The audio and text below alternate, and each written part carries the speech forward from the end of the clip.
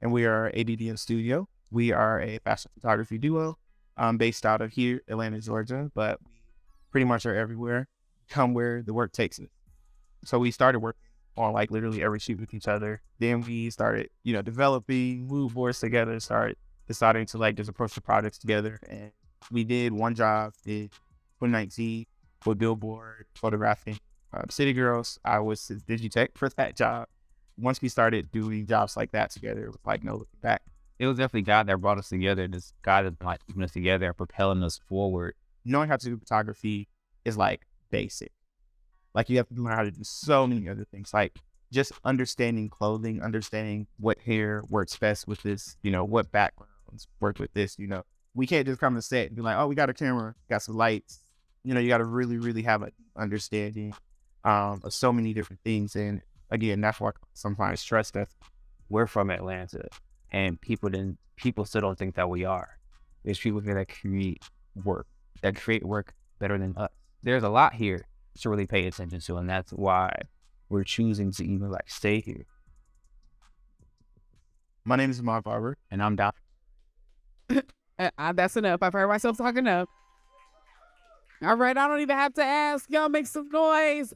Ahmad Barber and Dante Maurice.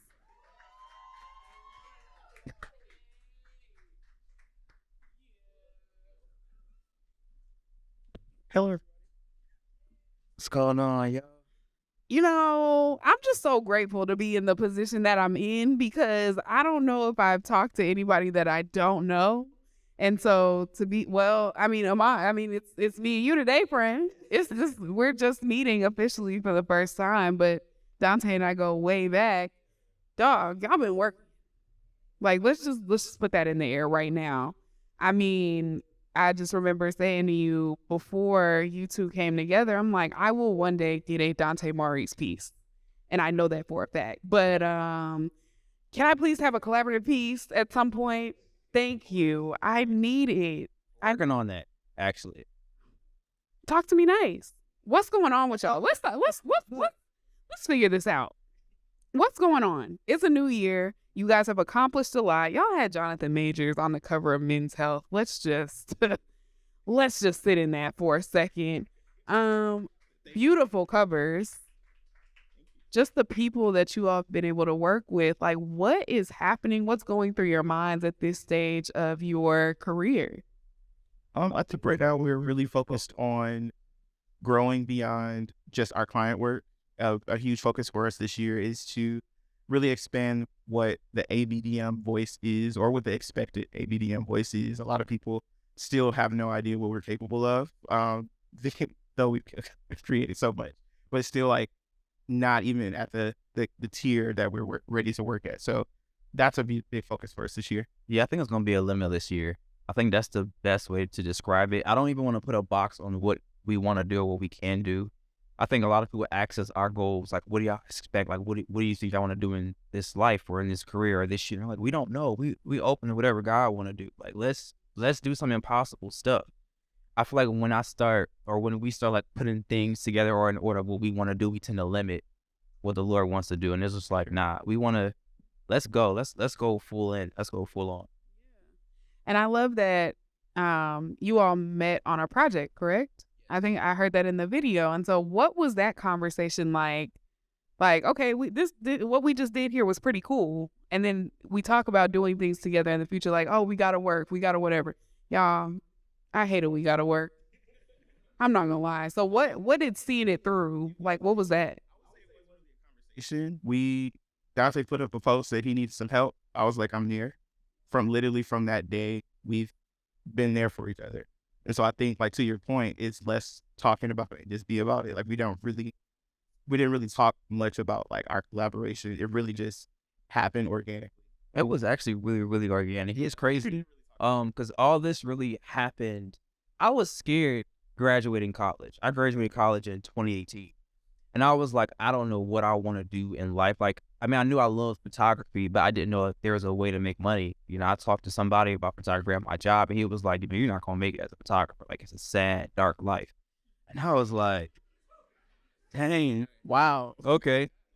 And so then like literally things just started happening. The shoots that we did, which was we did a campaign for Journeys, which I ended up pitching that project when I was in college 6 months ago. And they hit me up 6 months later when I was about to graduate, and then got hit up to do a billboard shoot with the first published like magazine that's what we got to do with Big Boy. And that all happened my finals week of college. Like so yeah, so we were literally doing those projects, and I was like running the class to take finals and all that. So literally that's when like everything really started as far as like ABDM. We did like projects here and there, but we still kept our separate like solo work. But we were just like, we gotta make a choice. Either we're gonna be all in, or we're gonna be like selfish. To be honest. So I got a question from the audience because I'm really going through this list, y'all. I'm trying to make sure I get your questions answered. But to that point about this being a very organic relationship between the two of you, even as genuine and as authentic as relationships can be, sometimes we meet somebody and we just click. Abby wants to know, what were some of your hardships you've experienced as a duo? I think the first thing would be communication. Yeah. I come from a upbringing of tough love, very blunt, in your face type of communication. At all. So like not even just communication between he and I, but from clients, from people on set and things like that. That's something that we really, really had to work on, because I am receiving something that is like, oh, they're saying whatever. It doesn't matter. It's not affecting me. It's not affecting my day. Whereas if something affects him, then I'm like, okay, we got to. Because I'd be like, what are you talking to? I think it's different because like the way I grew up, like my parents was always very loving. I never got disrespected by my parents. Like my parents are hugging me, walking the door, hugging me, you go to sleep, kiss me your forehead type of people. And so going into this industry where people aren't like that, that was like, whoa. Like anything that you say that's outside of respect to me, I found it as disrespect. Now it's like, okay, well, what we gonna do? Can't just let them talk to us like that. And I'm more so like, this is how the industry is, or, this is business and things like that. Because, Dante graduated in 2018. I graduated in 2013. So I had a little bit more of business sense because I was working in the industry a little bit before we started working together. And I've been through some stuff. I've had people talk to me sideways. I've had clients really like say some crazy stuff. And so like, it wasn't anything new to me. And I had to realize part of some of it is, just a part of the game. You have to really have tough skin, and then also have a perspective that there's a business side of things, and then you have to separate that from your personal. And, you have to really be okay with like not taking stuff personal. So that's one thing that I would say like that us work together as a duo really, really helped. I would say additionally to that, like we came into it with two different visions. So like I was more fashion, let's like have a lot of clothing focus. Let's have a big team and things like that. That was not Dante focus when first. I was very anti-fashion at first. I was like, and I was very anti-team. I was like, no teams, no fashion, just being a person. That's it. He hated anyone getting in his way. Anyone having too many ideas. You don't say. What? So having that balance, like understanding, like there is a midpoint. Now we have like a very, very organic midpoint. But those two, I would say top of my list. I would say the last one I would add is like being conscious of each other's feelings. Things get high stress and things get high stake, and you feel like you may want to say certain things, or people may have made you upset, and so a lot of people want to take things out on other people. And it's like we've learned to not do that with each other, to respect each other, to love each other. Like we're brothers, and that's how we want to treat each other. And I think learning each other's triggers and stuff, and the best way to learn each other's triggers is to trigger one of the picks. So. Overall, you got to leave your ego at the door. Working with not just with with the duo, but any team in this industry, you got to really leave your ego at the door. And we've done pretty well. I think out of all the time we've known each other, we probably only got into like 2 disagreements, 2 disagreements, and one was stupid because we was. He remembers. Yeah. Yeah, it'd be stupid. Like one time we got into it because it was hot outside. I just want to know who started it. Me. I'm not emotional. So when he be tripping, I know you like, here you go. Oh, well, it's so funny. Like Dante, he's on team today. Y'all might want to. Like what a chill. Dante, who is on 10's name? Like when you go to that place, who is that? Ted? See, my chill, look, my 10 is pretty chill though. It's still pretty relaxed. It's very pointed. We. Y'all heard him earlier say he ready to fight. So I'm just like, No, like, who are you talking to? Hold on, you're yelling right now. Relax. It's a very pointed thing because like when I was younger, right? I'm gonna take it way back. The inner child is happening. Come on, let's go there. When I was younger, I used to be like a pushover, and so Same. you know when you come from being a pushover, now you come from ain't nobody pushing me ever again. No, for real. You have to find a balance because you have to play the game in the industry. You gotta know when to give that action. Yeah, so I came first in the beginning. I was very about that action to a detriment, I would say, because it's not good at all. Like I had beef with somebody for 6 months. I didn't even know that they hated me because of a situation. We'll go into that later on. But I say that to say too, like number one, respect people, respect your OGs, respect your elders, no matter how much they piss you off, no matter what they do, no matter what they say, respect them, quiet yourself.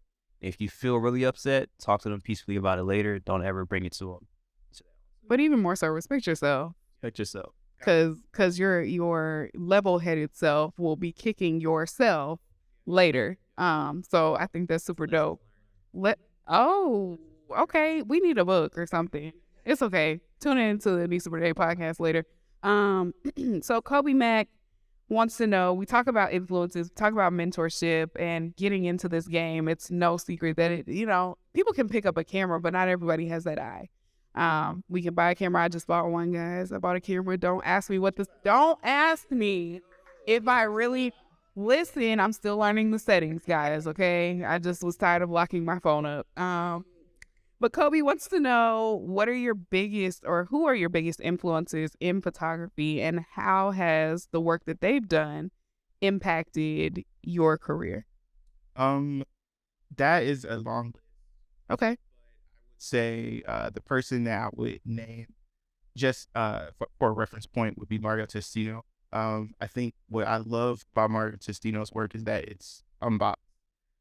Everybody knows Mario Testino is a fashion photographer, but if you go and really look up Mario Testino, shooting everything on the side. Everything. And so it's like that's the level that we're to be at, where we're not locked into a genre, a particular media, a particular industry. We can really do exactly anything that we want to do. And so I would say like he would be definitely someone that we would say like be influenced. Yeah, for sure. Because I'm not saying he shot a Walmart campaign, but I'm pretty sure like if he did, like they would still hire him to shoot one, but he would also like do very, very commercial stuff and then go and do like an Alexander McQueen campaign, do like a Gucci by Tom Ford campaign. Like it was incredible. I think another group would be Inez of a Nude. They're also a photo duo that we tapped into, and we seen that it could be done. We seen how and obviously like photo duos work differently. Like we don't work the same as Inez. Like they photograph people at the same time, so they're working with two different cameras, photograph at the same time. And one person had the camera, one person creative directing, and we kind of interchange from there. But when we looked at them, we seen that like, okay, we can do this. Like it's possible for two photographers to work together, and it'd be a really great space. Overall, like we pull from so many people, like because we don't want to be carbon copies of anyone. I think that's something that a lot of people getting started today, we may often look at, who's successful and try to emulate them. That's not the right way to go. The only thing that can do is get you like cheap jobs that the other person didn't want or didn't take. I think you have to really try to focus on how we can come up with some new, fresh perspective that really shows who we are. And that comes from like pulling from so many different, people, so many different genres, so that we're not boxed in. We don't want to be boxed in at all. It's studying the OGs, like whatever industry you want to work in. With us, it was because it was fashion photography. We studied the OGs a lot. Someone like Steven Meisel, who shot the cover of Vogue Italia for 20 years straight. That's what we want to do. Like, that's crazy. 12 covers for 20 years. 12 covers each year for 20 years. No one is competing with him. No one is. It's not even an option. Like there's no other option. He was the option. Longevity. If he wasn't available, they changed the day. Like that's the kind of like longevity that you kind of need to have. But of course, we can't have that today. The industry is completely different. Yes, But also, in my opinion, nobody shoots a shot like y'all. I mean, and everybody has their own style. And so I say that to say, just to highlight the work that you've done, because y'all are very modest. And honestly, I don't think y'all pop your stuff enough for me. Is there? Yeah, I mean, I love the energy. Like, oh, thank you. Yeah, that was us. But It's so easy for you to get kind of like ego and kind of get arrogant in this industry. And so like we consciously try not to. Like we consciously don't rest on our laurels. Like, okay, yes, we've shot so many things, we've done so many covers, but there's still a lot to do. There's still a lot more things to achieve. And so I won't say we will ever feel done, but we understand we've done a lot of work. We're very appreciative of that, but we don't let it get to. And there's so many good people out here, like so many good work, good photographers and we're surrounded by them. And so like a lot of times we don't even take a second look at our work because we're admiring other people's work and seeing how great they are. Not even from like the jealousy or comparison spectrum, because like comparison is a thief of joy and we don't want our joy stolen. But it's like we want to acknowledge like some of our peers, like, yo, the work that you're doing is amazing. Because if we're not looking at our work, we know they're not looking at their work, because sometimes things are moving so fast. And I wish I had started this segment I'm about to throw at y'all earlier in the day, but the segment is brag about it. So tell me about a time when you got back home and you jumped up and down because you were just so elated at the opportunity that was presented to y'all. I don't know. My opportunity that comes to mind is not a fashion photography opportunity. I'm a tech nerd. If you know me deeply, I am the person that has like everything that Apple has ever released. That's and so last year we got invited to go to the keynote for their basically September release, and I remember getting the email for them like sending us the invite, and I sent it to Darcy and I was like, "So should we go?"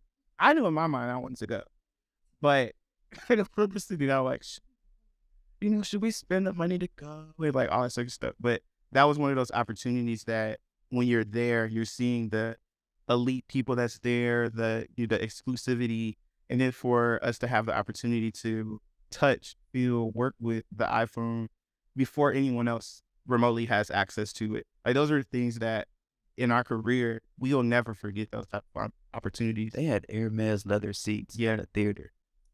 That was crazy. What did it feel like? It feel like money. I'll just be like, Yeah. honestly, it just feel like you really feel like this is how people like you go to this is your office every day. Like just you're planning to sit in these like type of seats every day. I don't even remember if we signed the NDA or not, but it was fun. That would be one opportunity. Did you hop in the seat and take the picture like we be taking in the car? Like Yes. you did? Okay, it's cool. It's cool. I would say mine is when we worked with Lady Gaga. I was never like, I never really listened to her music. I just kind of knew the perception of her story. And as and like going into it, I'm like, oh, it's finna be something crazy. Like she's finna come in swinging on a rope. Like this about to be something insane. And so she walks in, and this is the first time it's ever happened. She came with I want y'all to picture. We have been there for like 4 hours, stressed out, like making sure everything is like super perfect, exploring every opportunity. We got the magazine. They like, oh my gosh, y'all are great. Everything's good. We're like, no, it's not good enough. And then Lady Gaga walks in. She walks in and she has our mood board printed out herself. She walks over to us like, hey guys, good morning. I'm so excited to work with you all. Let's go through the mood board. Let's see what works. So we're talking through everything, seeing what we like, seeing what we don't like. She brings clothes out so we can test. We go to the back and she's like, do you like this dress? I'm like, nah, I don't like that. She's like, all right, throw it away. We're going to find something else. So we just like have a conversation. She's going through her makeup. But this is not like a regular dress. Like this is like, oh, this is the Tom Ford Gucci, like vintage. Don't nobody has access to it. And she's like, oh, y'all don't like it? Oops, here. Yeah. And so she goes and get her makeup done. She's in makeup for 2 hours, which we only had her for 2 hours. So that's basically the whole shoot. So she made the shoot longer so that we can like work with her. And so she went and got our approval for the makeup, which never happened. So just like you're going to get what we get and you're going to capture the shot. So we come out, we start shooting. The first shot that we took of the day makes the story. Yeah, that was the It's a test shot. And it was the test shot was of her, someone fixing her dress, and we were doing color correction. So we have like this color card, and everyone thinks like it's like a stage shot. No, like literally the first test shot of the Yeah. movie. And then literally everybody, we shot hundreds, thousands of images after that, and everybody went back like, let's get to that first shot. I think that like that was it, but let's roll back. Yeah. And so then it gets to the point to where, you know, certain artists don't like to hear their own songs. This is the funny story. Like they don't. So we try to steer clear, but she's like, I like my music, so look, let's play it. Oh, okay, cool. So we're playing the songs and stuff like that, and we're getting going. And the at Smashbox, the iPad music device, is all the way at the back of the room, and we're our front of the cyc wall. So she's like, you know, can you play Babylon? And I'm like, yeah, by who, SZA? And Now wait, I want y'all to understand. He said it as if she like, why would you want anyone else playing? Like, yes, you want Babylon by SZA playing. and I just took off running. And she kind of paused like, that might be a good song, but no. Like, that's not the song. But then, like, it fast forward to the end of the shoot. We stayed like 2 hours after her interview, and she went through the photos, and she was just like, you know, I love this. This is like one of my favorite covers. And then she did like a very, very Lady Gaga thing. I think it's the most Lady Gaga thing I've ever seen in my life. She like walked out the door to go to her car, does a back step back in, peeks through, and was like, I'll remember this moment forever. And then just like walks out. And like to never be seen again. I don't know why that just moved me the way that it did, but like, I mean, I think I've done some pretty cool stuff too, but it's not like that. But to be in a room with somebody who you admire for so long, it's like you hope for moments like that where you hope that they are how we've made them up to be in our heads. And so Artists, you know, like there's a difference between somebody who likes art, but somebody, she immerses herself in the art. We try to make so many things easy for her in the shoot. Like there's no reason for her to have 10-inch heels on because your feet is not even shown. She's like, so what? It's gonna make for a great shot. get the shot, anything for the shot. All right, so I'm gonna go back to this list real quick. So another question that we have on here, and I want to get into representation just a little bit. How important is it for the Black community to be introduced and more familiar with the art world? And how can we begin to take part, influence, and use art to enrich the lives around us for our own? I think it's important for you to be introduced to the art world or any additional medium outside of the one that you're working in. I say that because it really helps your work blossom into something that is truly unique. Like for us, we study a lot of like sculptures, we study a lot of paintings, and we don't study paintings for like let's say a posing reference. We're looking at, okay, how can we use that paint, the lighting that's in that painting for lighting in our photography, or how can we use the movement or flow in that sculpture in our photos and stuff like that. So it's like using the other arts, the other genres of art to really help your art evolve into something that's truly unique, truly different is really something that I think everybody should be doing. Of course, you know, that takes a lot of time because there's not many archives that really has the true breadth of art in one place. But if you like go and get some art books, you know, visit some museums, you know, like to museums all the time, like do things like that, take photos, don't be afraid to document and just figure out ways to use it. Like that's really like what I would think. I think supporting of Black artists is important too, because a lot of times Black artists don't get the support that they deserve and that they need, and they need that shine, they need that light. Because a lot of times, like if you don't see people like yourself in these positions, you don't think that you can do it. And a lot of times, we're the ones that are going to like help propel these people to put them in those positions. Like, because now the industry knows that like they're not in charge anymore. Social media is in charge, and so it's really up to us to help. You know, because now it's at the point where like we can recommend people to a magazine, like, hey, you should try this person. And they trust it. And they trust us. And they're like, okay, cool. Like let's do it. I mean, that's what happened to us. Like they recommended us for a job and was like, okay, well, we trust you. So we haven't seen their work before. We don't know what it looks like. You know, a couple people in this room like knew Ahmad and I's work looked like before the ABDM thing took off. But a lot of people's first experience with ABDM is in Zendaya. Nothing before that. You know, so that's where a lot of our start came from. Super dope. So we've been talking a lot about having capacity, having capacity for ourselves, but also in the midst of the work that we do and the things that we create, showing up for ourselves and showing up for others.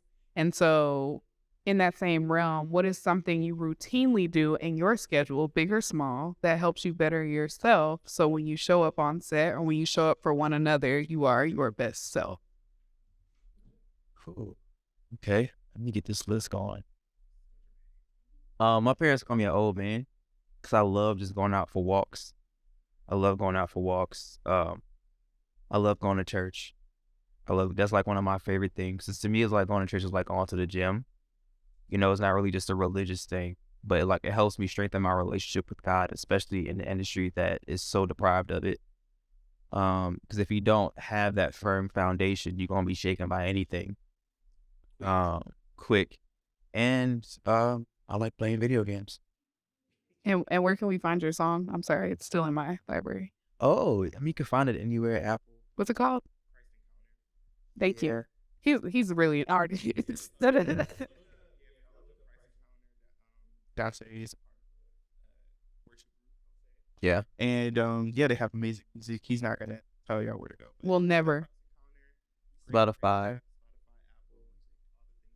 brag about it, please. For me, I would say in addition, I'll share some of those things. For me, addition to that is cooking. He's good. Oh, so cooking is really fun for me. Think everything around cooking, like going to the grocery store. I'm very weird. Like I like going to the grocery store and just seeing what's new. Like Come on, Trader Joe's. I got any more Joesers in here? I know we're all in a chokehold. Other than that, I'm like a huge movie buff. Like I go to the movies and sit by myself. I'll be the only one in the theater. I love it. Like I'm a super movie buff. What's the last good movie you saw? Menu. The Menu was good. Wakanda Forever was good. Yeah. Though this movie was filled with so many missteps culturally and politically, Avatar was good too, but it's really like stuff when you really think about it. I mean, you just gotta watch it without thinking about it. That's what I do. It's pretty bad. All right. You said a minute ago that you guys have gotten to the point in your career where you're able to suggest things and people actually listen to you. Now, I'm sure it wasn't like that coming out the gate. And so to transition from the work that you were doing individually to collectively, and then, you know, you're transitioning now into this editorial space, how do you maintain the style that you like? Or how did you at the time for shoots when you didn't have much control? Still like. Yeah, I mean, I think collaboration is like the biggest thing I would say would be the takeaway there. The trick is you got to make people think that they came up with an idea when it's really yours. So like you may really like hide your hand a little bit and let the conversation develop without saying too much and let people like really get their ideas out. And most of the time they're going to agree with you because it's the right thing to do. But you got to really like not be so passionate to take a step back and let other people's voices like really show first.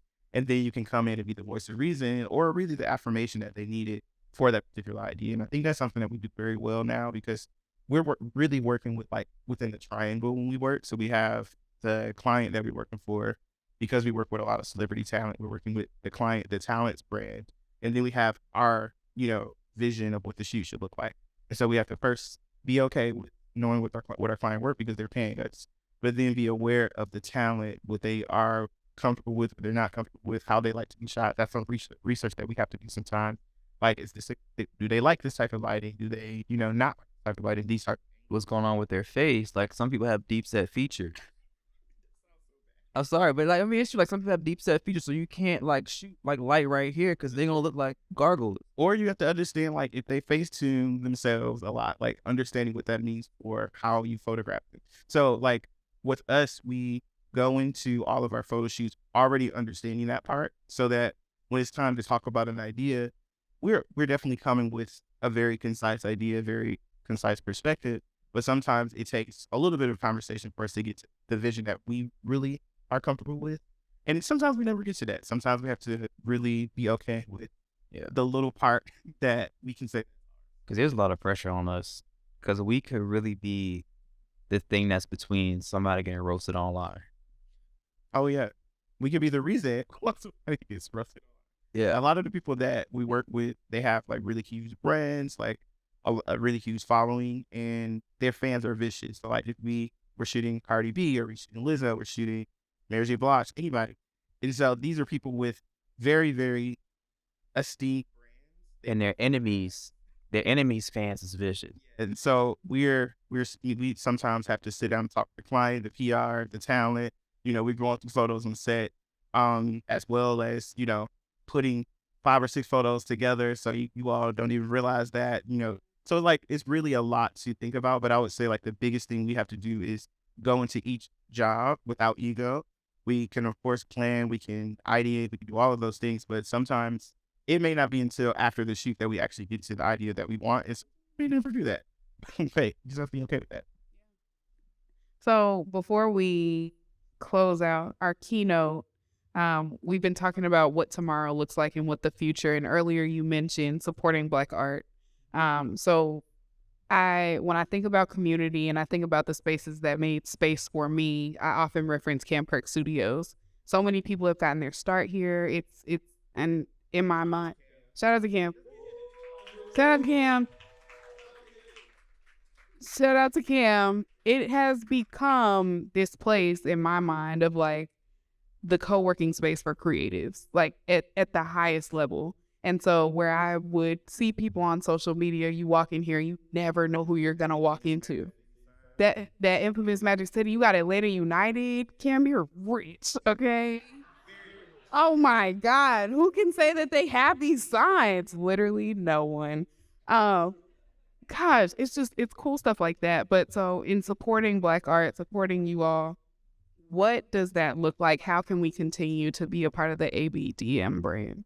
I think raising awareness, always sharing, always keeping up, always supporting the artists that we shoot. Even me like you never got shot like this before. Like, so let's sitting out to them a little bit. So they go, okay, you're right. Let me go back to them.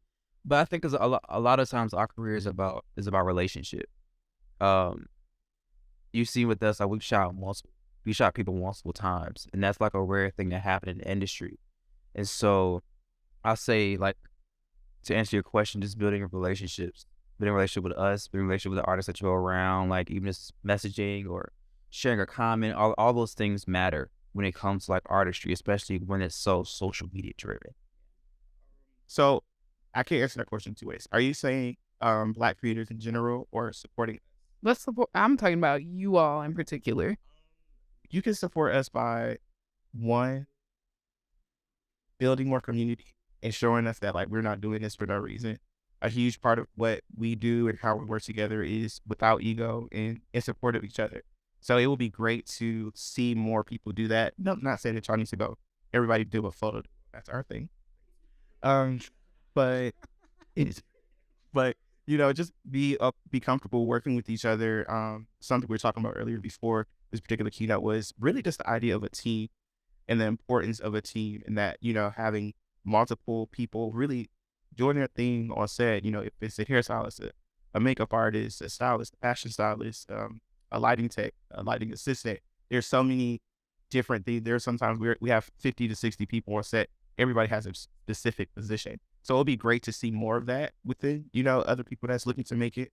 I think, of course, share, like, tell us if you see our stuff out and about, send us a picture. We love seeing like where our magazine covers are. And lastly, don't be afraid to ask questions. DM us, comment, we respond. Email. Yeah. Like if y'all are here, y'all want to get on set and, we can send it. But if y'all want to, learn how to assist and stuff like that, but definitely shoot us an email. We're definitely looking to work here more. We travel a lot, but we're looking to work in Atlanta and do more in Atlanta. So there may be opportunities for you all. Yeah. And I encourage you all, if I didn't get to your question, I'm sorry, I'm opening your DMs. Please slide in their DMs. What? Oh, you got a question?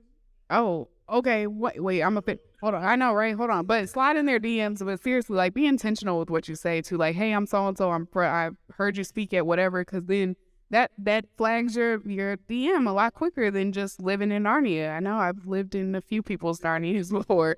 It's a little dark in there. But Cam, what's your question?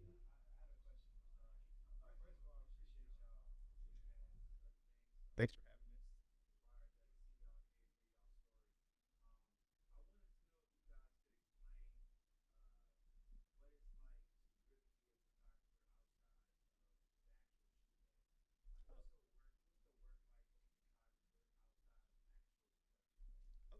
can we, just for the people in the back who didn't hear the question is, can they explain what it's like to be a photographer outside of set life?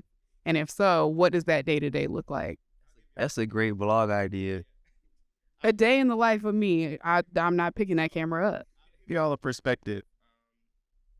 On Wednesday, we got an email about a photo shoot that takes place this Wednesday. The last Wednesday, we got an email. Our agent emails us, y'all want the job? We say yes. Thursday, we are asked to get on a Zoom call to say, here's the night, here's the idea. Friday, now mind you, we on set all day Thursday as well. So we're maybe taking a break from set from an 8 to 10 hour day. We have to take a Zoom call for the shoot that we have the week after. Friday, we are traveling. So before we go to the airport, it is expected for us to have a fully fleshed out mood board that has visual references, fashion references, hair and makeup, and lighting, and set design. We take about 2 hours before we go to the airport to send that off. We get to the airport. At the airport, the client has notes. So we pull out our computer at the airport to do the whatever edits that we have to do, and then send it off. And that's only one job. Now I just told you we had a photo shoot. So we have to now land the select for that photo shoot. So now it's Saturday. Drop the film off before going to the airport as well. Saturday, we have to now pitch that same concept to the rest of the team. So we're going to call on a Saturday with hair, makeup, and styling to pitch for the shoot. Again, that's this Wednesday. Yesterday we're getting a new office. So we just planning about that. Today we have a few the jobs outside of the one we have on Wednesday. So we have to do like emails, we may have budgeting, we might have EQ list. So EQ list is really, because we're working in New York for this particular job, we have to send out an email to our team, to our agent, and to the studios that we're working with about everything that we need on set. So before we get to shoot, we have to do an itemized list of that based on the type of lighting that we have to do. We have to think about like what wardrobe is going to go with this back. We have to work on what wardrobe is going to with what set pieces and things like that. So that's stuff that we're working through today. Tomorrow we have morning meetings again for other jobs, and then tomorrow night we fly to New York for the photo shoot we have Wednesday. Wednesday we have, I think, at 8 a.m. I have no idea. So we're gonna get there at 8 a.m. I usually don't know. Yeah, he usually.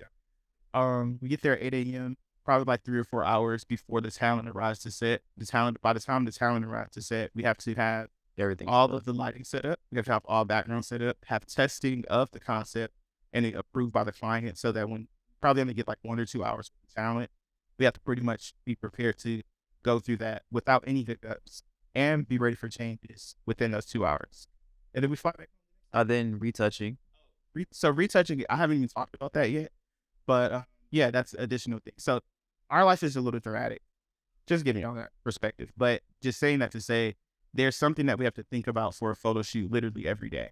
The photo shoot does not start when we get there or in. There's so many things, like, for example, retouching for this particular shoot. We shoot on Wednesday. The retouching for about 10 images is due on Monday. Now that sounds like a lot of time, but that's not. To give you perspective, we usually have about 2 weeks, like in the ideal world. For that same amount of images, we usually have 2 weeks in there, and that's 4 to 5 days, mind you, with the weekend in between. Plus edits, right? Plus rounds and everything like that. So, and it goes to stands, I think, next week. So, like, that's just a perspective for some of the jobs that we have. It's You're not even retouching just the person. You're retouching the clothes. You're retouching the background. You're retouching if they feel like their shoes is too big. If they feel like their nose is too wide. They have literally everything. Anything. But thank you for asking that question, because I think a lot of people have a false perspective that, the photo shoot starts that day or is just that day. But there's a lot that goes into a photo shoot, like at the level that we're working, and it sometimes doesn't even end when the job is over. We have a lot of clients who license our photos and may ask for additional retouches. We have now a licensing management. So like after the photo shoot is done, we have to think about or keep up with where the photos land after everything is published. So it's so much. But yeah, And not everybody's story is this. You know, it can be, you know, whatever like your style is, different strokes for different folks. So And when you get the opportunity to just be AB and DM, I know you said you like to cook and vibe and all the good things. What are you doing? I mean, I I run 2 different advertising agencies outside of AB. So I don't really have off days, to be honest. Like even when I'm not working on ABDM, which is every day, I'm still like answering emails. Yeah. Then we have Black Fashion Fair as well, which we're like the directors of art photography for. So working with like different collaborations, different brands, working on like the next book and all those. Like it's always a meeting or an email or something or Dealing with the founder. Somebody. Yes. Well, I am praying a soft life into your future. I mean, I'm sorry. Oh, I do. I think people like you gotta work for it sometimes. I don't think it's okay for you to be busy. Like I know I won't always be busy. I know at some point in my life I'm gonna have a career, a bank account, and everything else to be like, I don't feel like working for 3 months. And I'll have the room and the growth to do that. But I want the soft life. I love a good nap now. that's why we found it. That is why. And you need that. Because I literally be like, we're not doing no work today. And I tell them, like, Then I'll be like, you said you wanted what? Where? You wanted what car? Oh my goodness. Well, everybody needs a friend like y'all. And I am so grateful to have you both. Before I get up out of here, do you have an okay. It's the boss, so I'm just check with Cam. Thank y'all. In real life. man, thank y'all.